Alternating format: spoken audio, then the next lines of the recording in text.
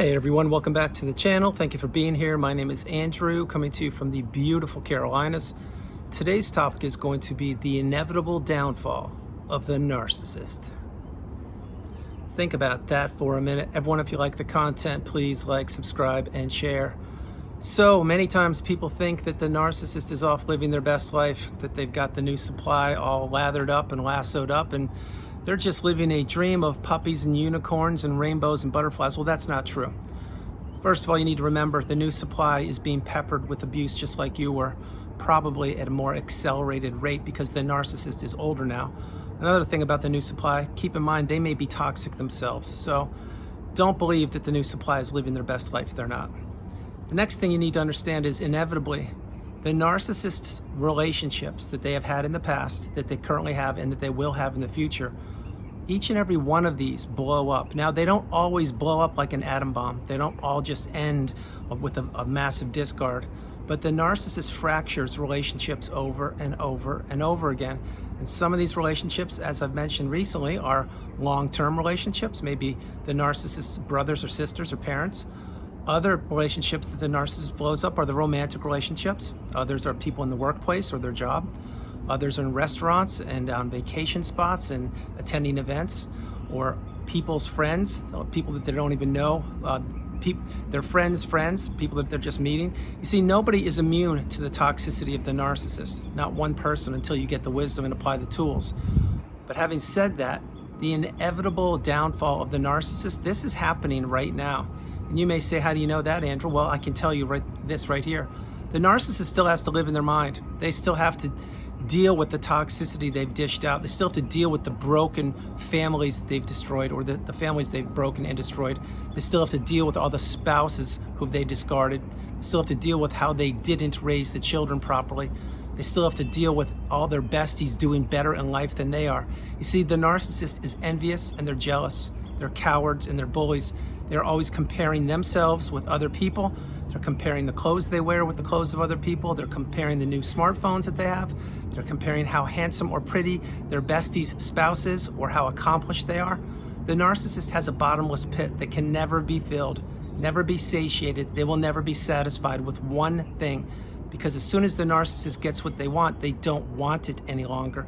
Think about when you were in the relationship in the beginning. Perhaps you experienced the love bomb or the euphoric stage. Well, if you did, you know that in the beginning of that relationship, it moved rather quickly, almost at light speed, and you could not get away from this person. They were love bombing you. They were smothering you with fake attention, fake adoration. They were trying to get you hooked on them when they knew that they wouldn't be hooked on you. That's abuse right there. Yes, the love bomb euphoric stage is abusive because it's not genuine or authentic. And you may say, well, no, the narcissist was really into me. Well, that was a mask. That was an illusion. The narcissist doesn't care about anybody. They only care about being needed or having people fall into relationships that they are looking to enter with. Now, having said these things, when you're in the beginning of that relationship, you know you weren't taught narcissism in school. So you were ripe for the picking. You most likely are an empath.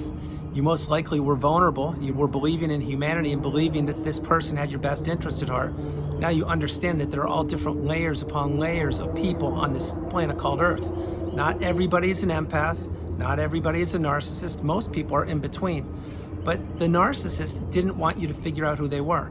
They didn't think that you would put two and two together. They didn't think that you would find that needle in a haystack. They didn't think that you would heal. They didn't think that you would put yourself back together against all odds, rise up through the ashes like a phoenix and dust yourself off, but you did it, or you're doing it. And so now the inevitable downfall of the narcissist is when they will be looking for your replacement and be looking over and over and over again for something that they will never find again. You see, you are the beautiful, bright, shining light that I speak of on the channel. The narcissist is the dark energy source or dark energy force, and they know it. They knew who you were way before you knew who you were. You may say, well, how could that be? I mean, I've been myself my whole life and I knew everything. I knew all about myself. Well, you didn't, because if you did, you would have avoided the narcissistic relationship, and you didn't avoid it, just like I didn't, because you weren't educated on it. You didn't know that another person could fake empathy. You did not know another person could fake the ability to love. You didn't know there was such things as financial abuse. You didn't know there was such things as counter-parenting instead of co-parenting. You didn't know that just because you got married and that person claimed that they loved you and took the same vows you took, that they were only looking at that wedding as supply. They were looking at that wedding as an opportunity to blend in with society. Those vows meant nothing to the narcissist, absolutely nothing. And on your wedding day, if you did get married, think about it. You were probably on top of the world until something switched. And it may have switched the day of the wedding. It may have switched the night of the wedding. It may have switched the day after the wedding. But something switched as soon as the narcissist knew that they had their claws sunken into, specifically if you married them, for that part of the video. So all these things you're understanding and you're learning not only about narcissism and toxicity, but you're learning about different behaviors and different types of people. Now you're understanding who you are. You see, as I shared earlier, you had to lose yourself to find yourself. What that means is you thought you knew a lot. You thought that you could just be yourself with society and everything would be puppies and rainbows. Well, that's not the case, because the narcissist found you. Now you're healing, or you've healed, and now you realize that you are a rare person. You are a very, very special person indeed, because the narcissist looked at you as a fuel source, and they looked at you as an opportunity. You didn't know that they were wearing a mask. You didn't know that they were going to discard you. You didn't know that they were faking everything, and you didn't know that they would be taking everything and more that they could from you, and then probably crumble you up like a sheet of paper, throw you away in the freeway, and leave you for you know what. Well, that's what the narcissist tried to do. If they didn't try to do that, what they did is they tried to keep you tethered to them as long as they possibly could to get whatever they wanted from you. If the narcissist ever says anything or ever said anything to you, it's because there was an agenda, there was a plan, there was something they were plotting or something that they were planning, or they wanted you to do something for them. Example, let's take a very basic example, a restaurant. Say when you would go grab dinner with the narcissist, well, what would they do? Many times in the beginning of that relationship, they would go where you wanted to go. And then they would complain about the places that you wanted to go to. Eventually, you didn't go to your favorite restaurants and you went where they wanted you to go. So now maybe the types of food that you were enjoying before you met them, you weren't enjoying those any longer, because I can assure you, the narcissist didn't like that because you did like it.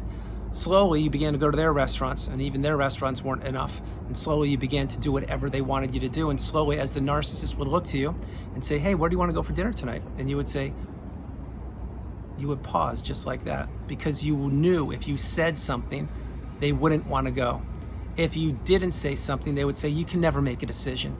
If you said, you decide, we'll go wherever you want to go, well, then that's what they wanted. See, they can't, you didn't win any way you cut it, because you were being silenced. You didn't have a voice.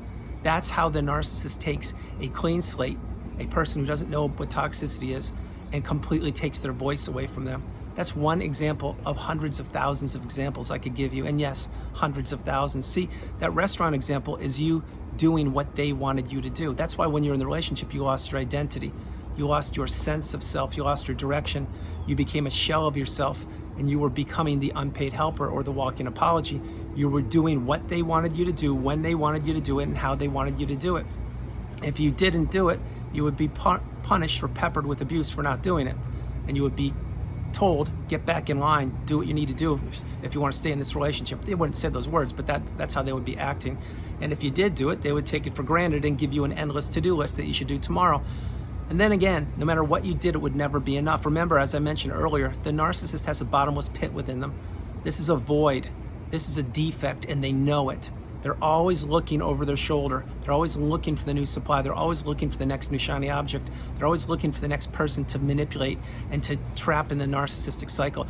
Now, each and every person that gets trapped in the cycle, it isn't at the same level. For example, somebody who met the narcissist and spent a week or two on vacation with them, well, that was a week or two. But someone who was in it for 30 years, that was a much longer period of time. The length of time doesn't matter to me. What matters is you were in a loop of misery. You were in a deep end of destruction. You were in a cesspool of abuse. You didn't know that's what it was, but now you know. The whole point of that is understanding that the downfall of the narcissist, it's inevitable. The narcissist's downfall is happening right now.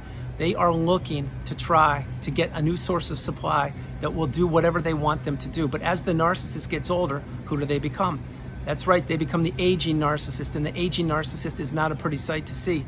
Now, having said that, not each and every narcissist is the aging narcissist, but what they will be doing is trying to blow up relationships, try to keep people doing things for them. Example, putting a roof over their head, or paying for their car, or paying tuition, or loaning them money that they'll never be repaid back, or taking them to dinners, or giving them rides to the airports, whatever.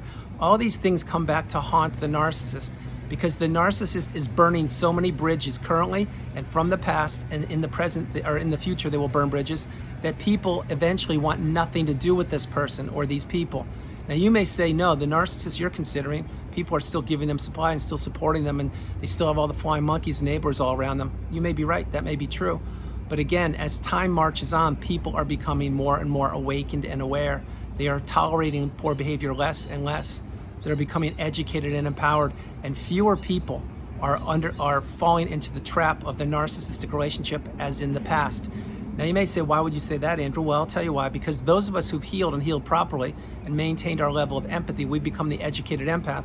And we are fighting the battle, we're fighting the war, we are fighting the dark side, and we are paying it forward and helping people understand that if where they are is not where they want to be, there's work to be done.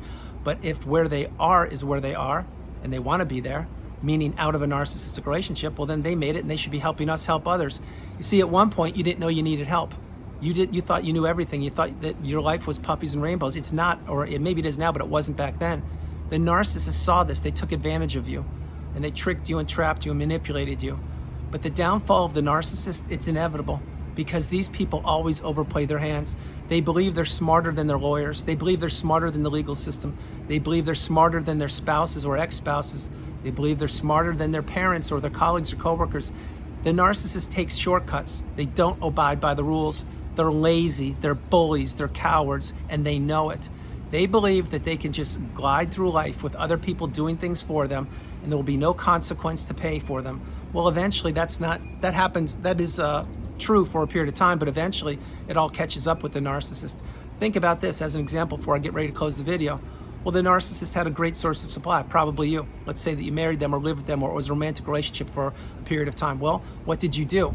You put a roof over their head, or you gave them money, or you loaned them money, or you bought them a car, or you put them up in an apartment, and you were available to them. You were doing things for them, and what did they give you? Absolutely nothing in return. So when that happened, when the relationship ended, let's say that you pulled back and you kicked them out of your house, or you removed them, etc. Well, what happened? Well, it stung. Yeah, it stung you for a while because you were used to being with that person. You probably didn't know what narcissism was, and now you understand, or you're learning.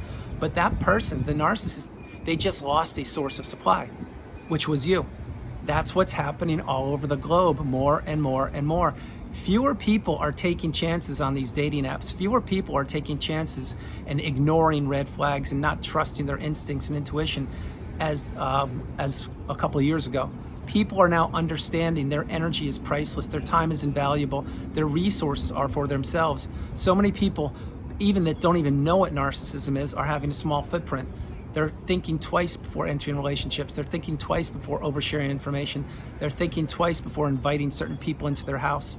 See, it starts with one person. That's the toxic person that you're considering.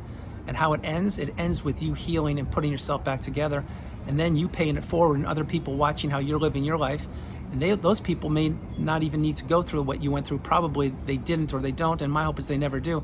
But they're watching you, they're observing you, and they're saying, wait, this person, which was you, and it certainly was me, was at the brink of extinction, but they put themselves back together. I don't know how they did it, but I want to get some of that special sauce, and I don't want to go through whatever they went through.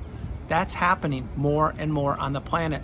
That's why you need to get your cup full. You need to keep your cup full, and you need to understand who you are and that you are the priority. You come first, second, and third, and there's no longer room in your life for the narcissist or any toxicity. And so the downfall of the narcissist, before I close the video, it's gonna happen. It's happening every night when they go to bed. They have to put their head on the pillow, and they have to let all the demons and the ghosts swarm around them in their tiny little brain. There's nothing they can do about that, because they made their bed and they know what they're doing. They had done it before they met you. They did it with you, and they're trying to do it with other people right now. This will come back to haunt them. It will come back to inevitably destroy them. It will give them such a narcissistic collapse that they may not even heal from. Who knows and who cares? As long as the narcissist is on the planet and administering punishment and trapping people and tricking them and stealing their energy and cheating on them and lying and blowing up their relationships with their kids or stepkids or families, etc., they're gonna get what's coming to them. But it won't come at the hands of a human being, and it certainly won't come at the hands of you or myself. I don't wish ill upon anybody. I never have, and I'm not gonna start now. The narcissist will get what's coming to them. The inevitable decline or demise of the narcissist is just around the corner, because they know it, and they know the clock is ticking, which is why they're always on the go. They're always looking for the next new thing. They're always busy, busy, busy, and this is why they can't sit still, because they are trying to avoid all the destruction that they created in the past, in the present, and they will in the future. So everyone, that's the video. I hope you liked it. I loved doing it from the beautiful Carolinas. This is Andrew. Namaste. Have a great afternoon, evening, or morning, no matter where you are on the planet. You are not alone. Remember that. You are not alone. I love you all. God bless you, and I'll talk to you tomorrow. And I did not know it was going to be a little noisy over there. Sorry about that, but I started shooting, so I'm going to finish it right now. I love you all. Remember, your energy and your attention need to go into yourself. Stop focusing on the narcissist if you've healed. As you're healing, remove what you're thinking about, process things, shift your energy into yourself, and understand this was a test, and it was a test of a lifetime. You will pass if you utilize the tools that I provide for you with each and every video I create. Understand you are stronger than you know. Don't give up. Don't ever give up. Understand you are loved, you're cherished, you're honored, you're celebrated. And the narcissist took their best swing at you and they failed miserably. You are here. The narcissist will get what's coming to them. My hope is you're nowhere around them when that happens.